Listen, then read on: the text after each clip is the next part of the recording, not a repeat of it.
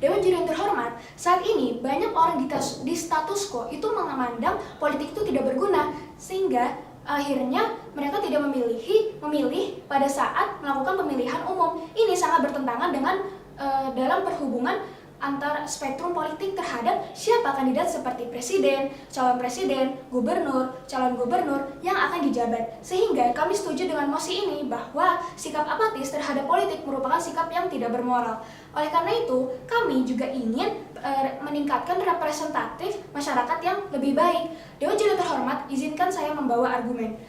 Kenapa intervensi dalam politik itu penting? Karena yang pertama, hak politik merupakan hak asasi bagi setiap masyarakat Indonesia. Hal ini menunjukkan demokrasi bekerja dalam memilih pejabat politik. Kenapa ini penting? Karena yang pertama, pejabat tersebut adalah perwakilan dari masyarakat. Akhirnya, tanggung jawab pejabat tersebut akan diperuntukkan untuk masyarakat. Oleh karena itu, masyarakat memiliki kedaulatan tertinggi untuk memilih pemimpin yang akan melakukan tanggung jawab negara. Karena ini tuh jika apa yang mereka lakukan ini dapat berdampak kepada masyarakat. Oleh karena itu, yang di kedudukannya yang tertinggi adalah orang-orang ataupun pihak ataupun masyarakat yang akan terkena dampaknya. Dan yang kedua, masyarakat tahu siapa kandidat yang paling berpengaruh dalam kehidupan mereka. Ini akan mencegah adanya pejabat yang korupsi. Kenapa? Karena untuk kebijakan yang mereka lakukan ataupun hal-hal yang mereka lakukan itu tidak hanya dapat dilihat dari pandangan pemerintah saja, tetapi juga dapat dipandang oleh para masyarakat, yang sedangkan masyarakat itu adalah dalam jumlah yang banyak, sehingga kita dapat mendapatkan pandangan yang sangat luas.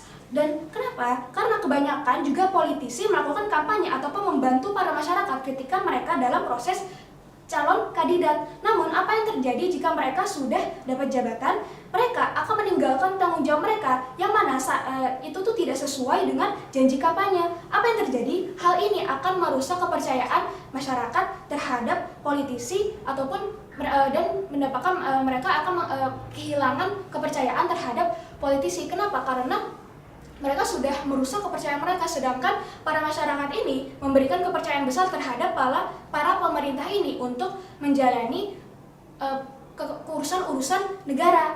Dan jika kita memilih, setidaknya kita bisa memiliki politisi berdasarkan track record dari kontribusi mereka. Kalaupun kandidat yang dipilih itu lalai di kemudian hari, itu tidak apa-apa. Kenapa? Karena yang pertama, setidaknya kami menggunakan hak vote ataupun demokrasi dalam pemilihan sebagai bagian dari tanggung jawab sebagai warga negara. Dan yang kedua, kandidat yang terpilih setidaknya dipilih berdasarkan kontribusi yang dilakukan. Kalaupun ada pro kontra dalam kepemimpinannya, itu normal dalam perpolitikan karena dia menanggung banyak tanggung jawab negara.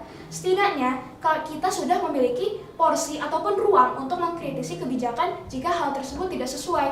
Kenapa? Karena dari awal itu kita sudah menggunakan hak vote untuk memilih pemerintah, dan itu adalah demokrasi. Oleh karena dan dengan demokrasi ini juga harus dilakukan dalam apa yang dilakukan oleh kebijakan-kebijakan pemerintah ini. Karena dari kebijakan pemerintah ini dapat dilihat dari pandangan sisi masyarakat, tidak hanya dari pandangan pemerintah saja. Nah, dengan adanya sisi pandangan masyarakat ini, mereka dapat menemukan hal-hal yang tidak sesuai, yang tidak terlihat dari pemerintah.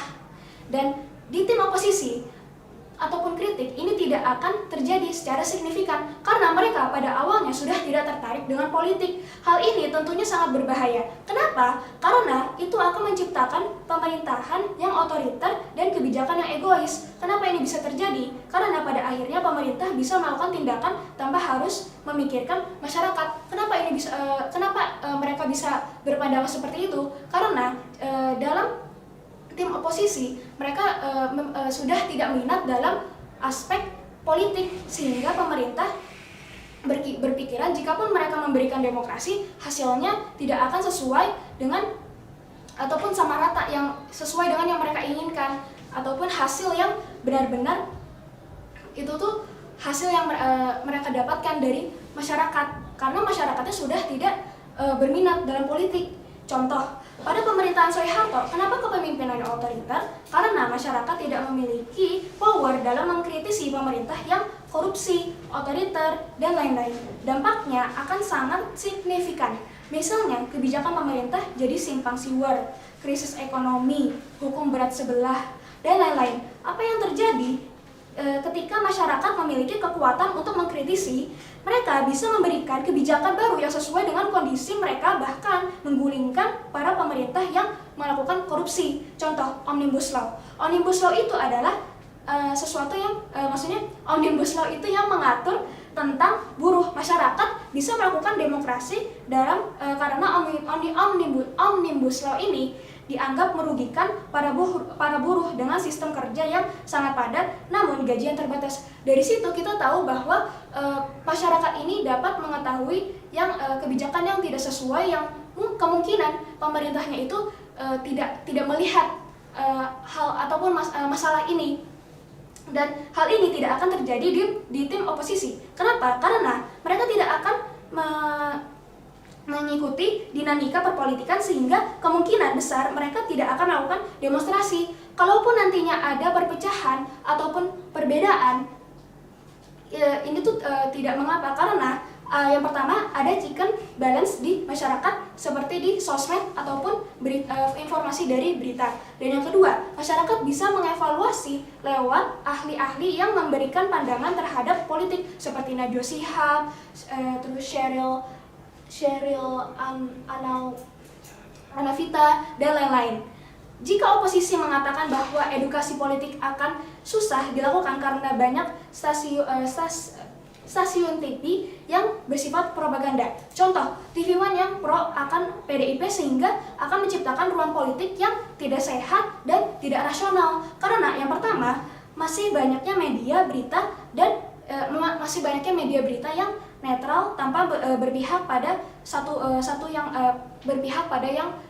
berpihak khusus, maksudnya terhadap satu pihak dari pihak ini misalnya. Dan bisa seperti contohnya Detik.com, Okezone, dan lain-lain. Dan sekian, terima kasih.